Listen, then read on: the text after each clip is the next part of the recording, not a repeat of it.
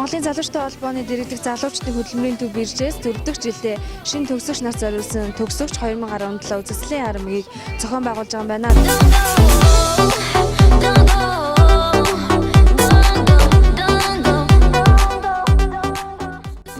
За залуучдын хөдөлмөрийн төв бирж 4 жилдээ одоо төгсөгч хөдөлмөрийн ярамыг зохион байгуулж байна. Тэгээ энэ удаа төгсөгч 2017 хөдөлмөрийн ярамт маань 40 ажил олж байгууллага 1200 ажлын байртаа оролцож байгаа. За бид нар ихтэй сургуулиудаар одоо урьдчилж уулзалт хийж шинэ төгсөгч нартай уулзалт хийсэн. Энэ уулзалтын өрөөнд бол нийтдээ 2000 гаруй залуучууд хөдөлмөрийн ярамт маань оролцсноо гэдгээ хүсэлтэд ирүүлсэн байгаа. Өнөөдөр бас одоо хөдөлмөрийн ярам маань ингээд амжилттай зохион байгуулагдаж байна.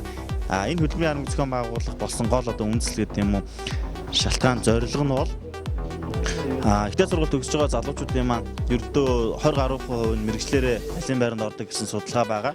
Өөрөөр хэлбэл 5 одоо шинэ төгсөгч тутмын нэг л мэрэгчлэрээ ажлын байранд орж байгаа.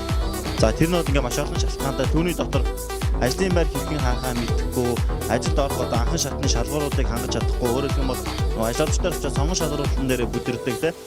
За тэгээд туслахгүйгаасаа болдог хэмжлэн ингээд зүйлүүд байгаа. Энэ бүх асуудлуудыг шийдэх боломжийг одоо залуучуудтай олох зорилгоор мөн нөгөө ажил олж байгууллагуудыг чин залуу болсон хүчнээр хүний нөөцөө одоо бүрдүүлэх, нэмэгдүүлэх, чадваржуулах тэр боломжийг бүрдүүлэх зорилгоор зохион байгуулж ирсэн. Ингээд 4 жилдээ амжилттай зохион байгуулагдаж байна. Мөн одоо зөвхөн энэ өдөрлөгөөр төгсөгчдийг ажлын байранд зуучилдаг гэж ойлгож болохгүй. Бид бол одоо өдөр тутам залуучуудыг ажил хайгчаар бүртгээ тодорхой зөвлөгөө сургалт мэдээлэлээр хангаад ажил олгогчдын ирүүлсэн ажлын байрны захиалгын дагуу тухайн залуу тэр ажлын байрны тавигдсан шаардлагыг хангаж явах юм бол ажил зуулж одоо өгдөг. За би хаатын гэр компани гүйцэтгэх захирлын Батболд байна. За ямар ажлын байртай нөхцөлөлтөд оролцож байна? Ер нь хүмүүс хэр байна? За өнөөдөр манайх нягтлан бодогч мэргэжлэлээр 1 хүн, можааны чиглэлээр туслах можаан 2, сэлбэрчингээр 1, эсгийн хөдөлгөөний ажилтан 6 гээд 10 гаруй ажлын байртай ирсэн байна. Хүмүүсийн хувьд бол нягтлан бодогчоор сонирхож байна. Ялангуяа оюутан төгссөн хүн те. Нягтлан бодогч мэргэжтэй хүмүүс байх шиг байна. Можаан эсгийн чиглэлээр бид өөрсдөө сургаж авах гэдэг тайлбараа хийлцсэн байна. Тэгэхээр хүмүүс бол өөрсдөө ганц нэг сонирхсон нь бол анкетаа өгүүлж өгч чинь зарим нь болохоор гэр бүлийнхээ одоо аав ээж ах эгч гэдэг юм уу тэр хүмүүсээ танай компанитай холбоо тогтоолгоо ажилд оруулъя гэдэг талаасаа бол ярилцж байна. Танай зүгээс энэ ажил хайгчдад яг ямар шаардлагуудыг тавьж байгаа вэ? Шаардлагад хэр нийцэж байна?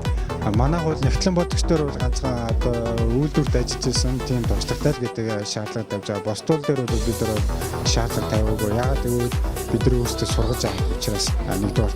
Хоёрдугаарт бол гол бидний тавьж байгаа юм их бол давтар суурьшилтай ажиллах, чин сэтгэлээсээ ажиллах тийм л одоо нөхцөлийг тавьж байна. Түүнээс бол босдын бид нар өөрсдөө сургаж аваад чадваржуулаад ингээд явах учраас бол өөр найртай тавьсан шаардлага алга байна. Баярлалаа. Наагцсан дэвшигдэг Монгол их сургуулийн 4-р курсын оюутан.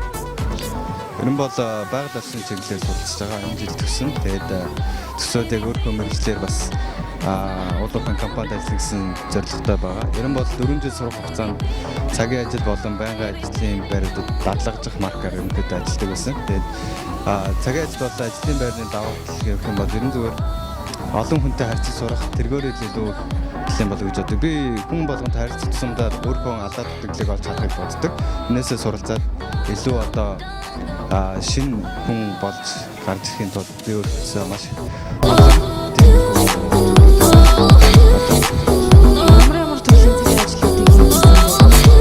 ер нь бол боршуур дараах, тэгээд барилга дээр ажиллах, тэгээд ер нь сурталчилгааны ажил, за ямар нэгэн байгууллагыг сурталчлах ч юм уу те. Тэгсэн олон ажилд орж ирсэн. Тэгээд хамгийн хэцүү зүйл нь яг тухайн хүн өөрийнх нь ажиллаж чадах салбар ч юм уу, мэргэжил өөрийнхөө онцлогтой одоо нийцэх ажил дээр яг олвол зүгээр юм байна. Тэрнээс биш би бол барилга дээр ажиллаад бол ер нь хэцүү юм байлээ. Тий.